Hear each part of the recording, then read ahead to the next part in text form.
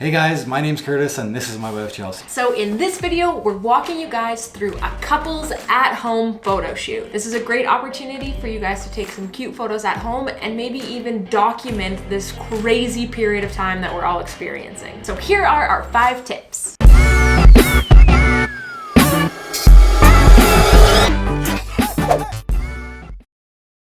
First up is posing. Now there's no need to reinvent the wheel. What Chelsey and I like to do is either go through Pinterest or Instagram and just search through and find good couple photos that you want to emulate. Sometimes Chelsey will make a mood board on Pinterest, or sometimes I'll just scroll through Instagram and have a little library of inspiration. The key here is to use these photos as inspiration and to put your own twist on it. Tip number 2 is time-lapse or Bluetooth. When it comes to actually taking the photo, obviously you don't have a photographer with you. What we've used in the past and we see lots of other people doing is using a Bluetooth app. So when you set up the camera and you have the frame on yourself, you can actually see the live view of what's happening. The issues that we run into using the app is connectivity. It's not the most fluid app and it kind of lags a little bit. And every now and again we'll lose connection. We have to go back to the camera and reconnect and then go and get in the pose again. In a controlled setting like at your home, you should have a little bit easier time running the app, but when we're outdoors, it's almost a given that the app is not gonna work. So if you are going to use this method, you can get your phone out, hit the shutter button. I always like to set a delay of 2 to 5 seconds to give you enough time to hit the shutter button, hide your phone, then get back in the pose that you want to get into.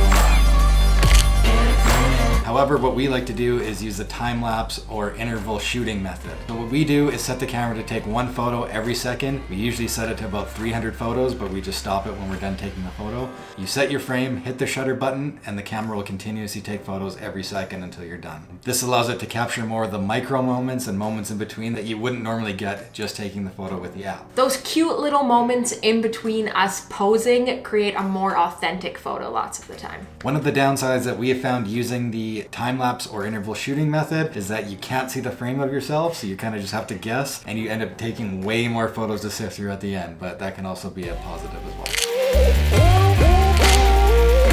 Our method when we go into the time-lapse mode has been to come up with a pose, wait 3 seconds, change the pose, wait 3 seconds. Lots of times, because you don't know when the second is exactly, all of our photos end up being in between our movements, so the point is to take this very, very slowly. Tip number 3 is lighting. This is one of the least talked about, most underrated, but probably one of the most important things when taking these photos. Most of the time your indoor lights are going to be tungsten, which are very orange and yellow. So when it's mixed with an outdoor light, which is more blue, it kind of throws your skin tones off and is going to be harder for your camera to process. One of our pro tips is just to turn off all the inside lights and get nice and close to a window that has more natural lighting. A big point of this would be also paying attention to what time of day it is. Some time of days, the light and sun is going to be blaring into your house. Other times it's going to create that really soft look that you're looking for. Basically, you don't want the light coming in, you want it reflecting out and then coming in, just so it's like a nice soft light. Tip number 4 is be genuine and have fun. This is probably one of the hardest tips to follow because we know how hard it is. Like right now. To not look and feel awkward in front of the camera. To try to feel more natural and to get some emotion out in your pictures, try telling your significant other a joke. Kurt likes to do this thing where he sniffs like a dog in my ear, which always makes me laugh. Or a pro tip is to do something goofy, like tell your significant other to name 10 chocolate bars in your ear. For some reason, doing something that ridiculous always gets some smiles out, or it creates some good emotion. Or it creates an eye roll, which again makes you laugh. The bigger the smiles, the more genuine the emotion, the more captivating your photos look. Another tip to help you along with this is to play some music in the background. Kurtis and I like to pick a playlist that's a little bit mellow and that makes us relax so that we're dancing and having fun while we're doing all this. It just makes you feel this much less ridiculous. Again, this is why we like to use that time-lapse or interval shooting feature. We can set it up, just leave the camera roll, and we can do all these goofy things and hopefully catch something genuine.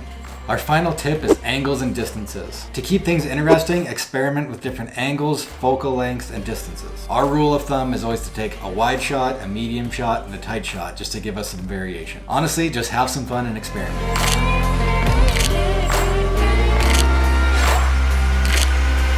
I know know throughout this video we've been using our DSLR cameras to take these photos, but all of these same concepts still apply if you're using your smartphone or any camera that you might have. Tripods for your smartphone are inexpensive and easy to find. They'll help you out a lot, or even just setting your phone up, leaning it up against objects. All of this is going to help you to take these exact same kind of photos. I don't want you to get discouraged by our camera equipment. Go out and do these and have fun. I know for sure that my iPhone has the delayed timer on it too, so if you have to hit the button, then go run and get into pose, you can for sure do that, and it might have a time-lapse feature as well. So thanks guys for watching. We hope that these tips help you to capture this incredibly unique time that we're all going through right now. If you end up using any of these tips, please tag us on Instagram. We'd love to see them. If you guys found this video helpful, please hit that like button. If you guys want to see more weekly videos from us, usually they're travel videos, but they're probably going to be more at-home COVID videos, so hit the subscribe button to see more, and we will see you guys on the next one.